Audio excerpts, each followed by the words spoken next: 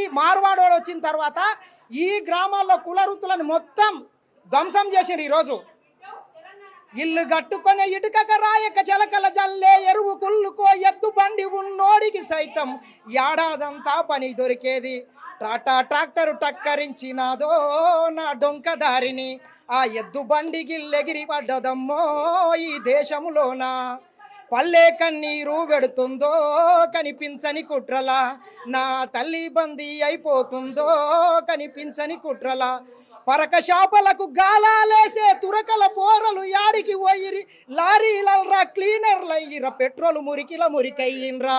తల్లి దూదుసేమియకు దూరమైనారా సాయబుల పోరలు, ఆ బేకరి కేపుల ఆకలి తీరిండ్రా ఆ పట్టణాలలో. పరక శాపలకు ఇట్లా అనేక పాటలు మన కవులు కళాకారులు రాసి ఈ తెలంగాణ రాష్ట్రాన్ని సాధించినాం.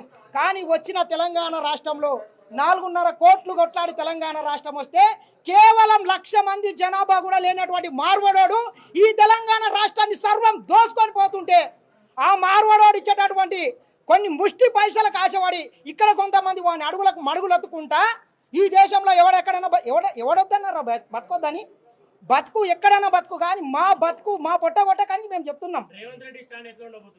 ఖచ్చితంగా ఇది పార్టీలు ఒక రేవంత్ రెడ్డి గారు అందరి స్టాండీలు తెలంగాణ బిడ్డల కోసం మనం ఉద్యమం చేసింది. ఒక